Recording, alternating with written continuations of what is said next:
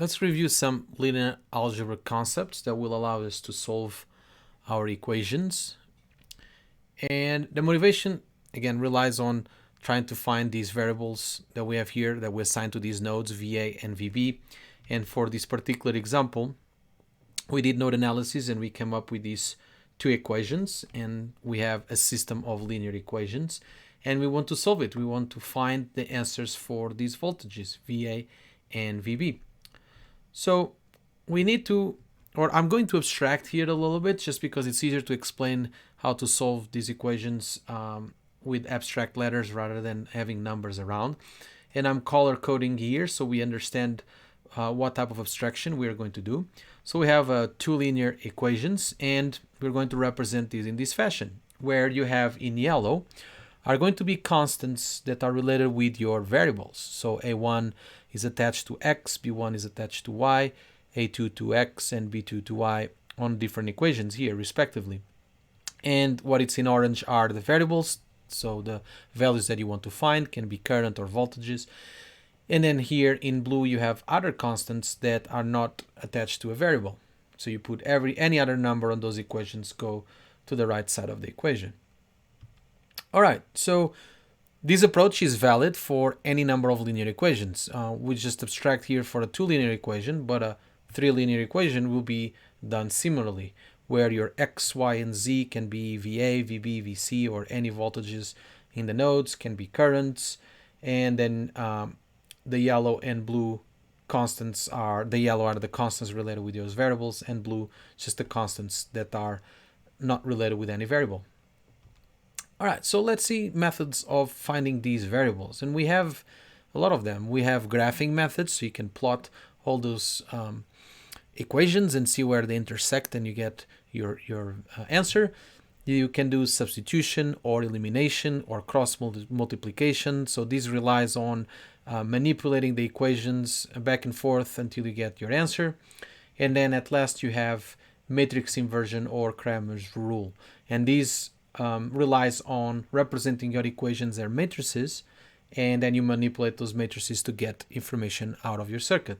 So notice that all these are valid methods. They all give you the same answers. For circuits, matrix and Cramer's rule, or matrix inversion and Cramer's rule, are the ones that we're going to use. So we're going to focus on these two. And before we do that, let's see how do we go actually from an equation to a matrix. And we're going to use these two linear equations as an example. And we're going to have a matrix that we call A, and that matrix is going to have all the constant coefficients related with variables, so A1, B1, A2, B2. And then we have our X, which are our variables, X, Y, or voltages if you're solving, or currents if you're solving circuits. And then we have another table, B, which will have the constants of your equation in blue. And this is going to be exactly a similar approach if you have three linear equations, four linear equations, five linear equations. You always have your A matrix with those coefficients.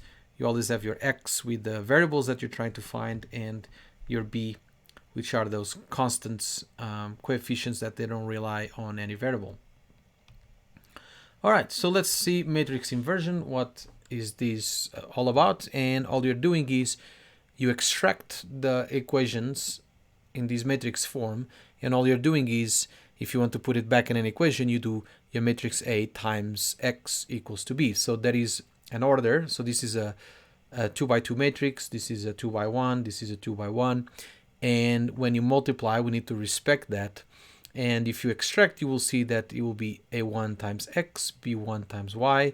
It's going to be equal to K1. That's your first equation. And then the second equation is this index, A2 times X, and then B2 times Y equals to K2. So this is kind of the order that we're doing this matrix multiplication. However, I can manipulate this matrix, and because I want to know the variables X and Y, and if I do that, you see that to get an answer of your variables, all you need to do is to do the inverse of your matrix A and multiply by B. And this is very important, the order. You cannot do B times the inverse of A. It's just not a valid multiplication. This is the way to do that multiplication. In terms of Cramer's rule, the approach is slightly different. So if I want to find x, I'm going to apply this following formula, where A1 is now a special matrix, special matrix, where I go to, in this particular case, because I'm trying to find x, and x is related with the coefficients A1 and A2, I go to those coefficients and substitute by my B matrix. And this delta symbol, it's what it's called a determinant, which is going to give you a constant, and you apply exactly the same operation on this special matrix. And you apply that operation also on your matrix A. To find y, it's exactly the same approach, but now your special matrix is now, you substitute the coefficients that were related with y, in this case B1 and B2, by your B matrix, K1 and K2.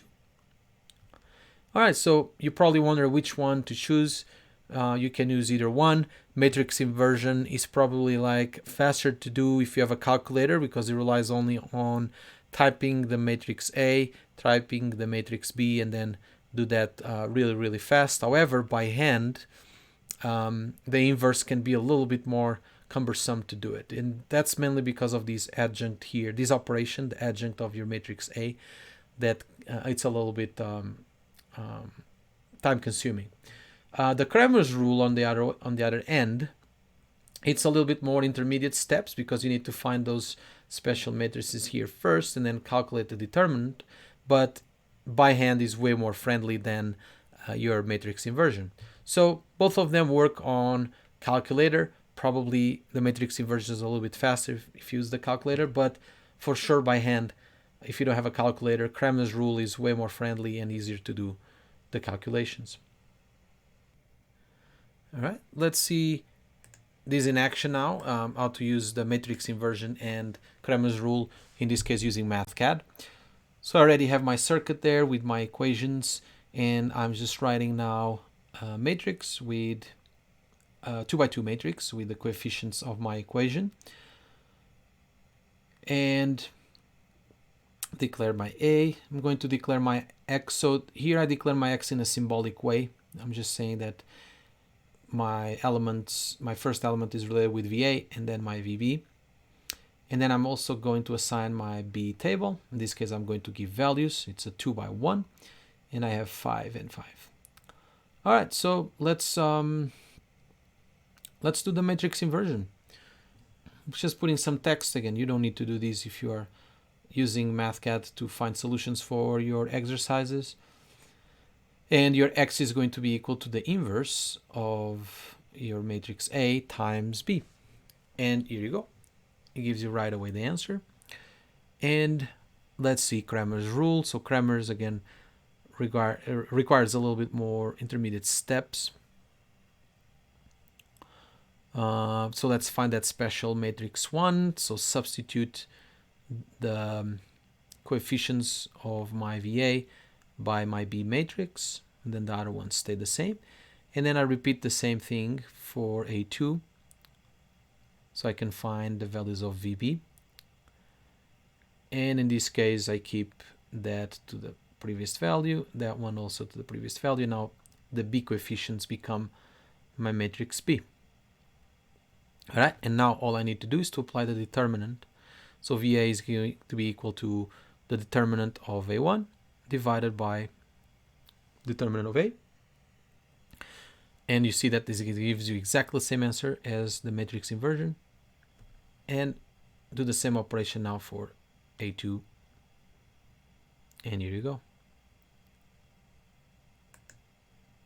Now let's look at an example using MATLAB.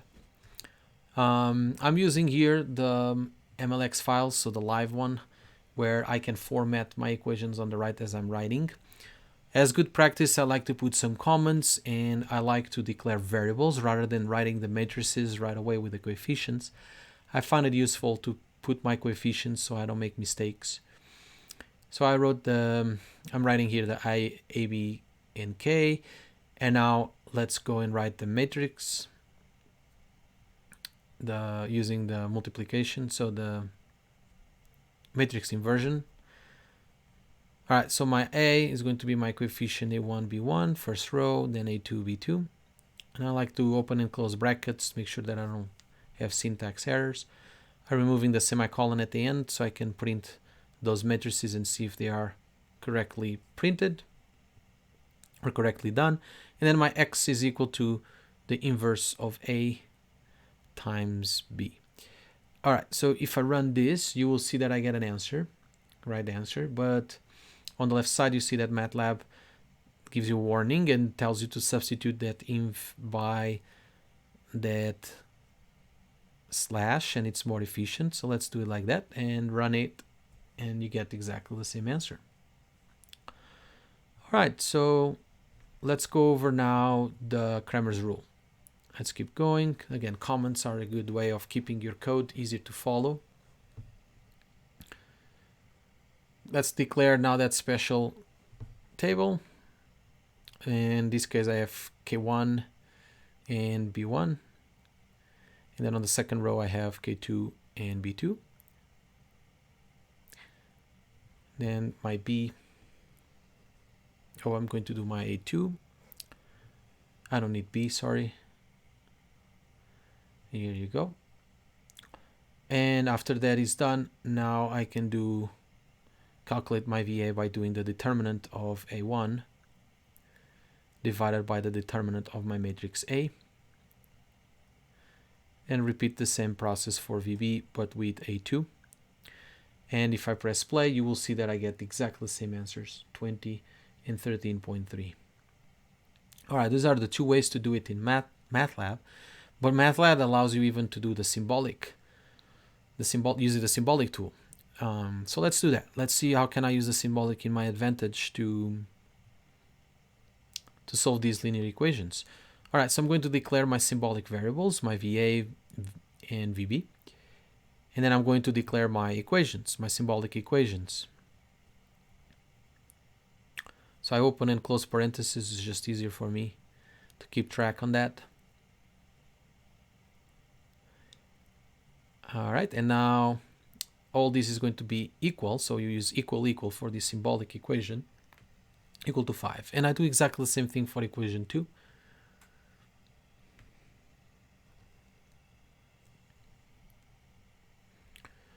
All right, and this is going to be equal to also 5. And now let's put these in a matrix form. So the result is going to be my matrix A and B. I'm going to use this function called equations to matrix, where the arguments are going to be the equations that you have and also the variables. So I have equation 1 and equation 2. It's a vector, and then another vector with the variables, my symbolic variables, VA and VB. All right. And how do I solve these? Now, if I want to solve, I just need to use the command linsolve of my matrix A and B, and this is going to give you the answers for your matrices. So let's run. If I run it, you will see that you have your equations formatted, put it in a matrix form with A and B, and then the solution, which is 20 and 40 divided by 3, which is exactly the same answer. All right. Again, it's good practice to keep writing comments. I like to keep my code clean and easy to follow. So write as many comments as you can. You never know when you look at this code, and it's good to know what's done. And that's it. The MATLAB example that you can use. Now you just need to switch those constants and solve for different systems.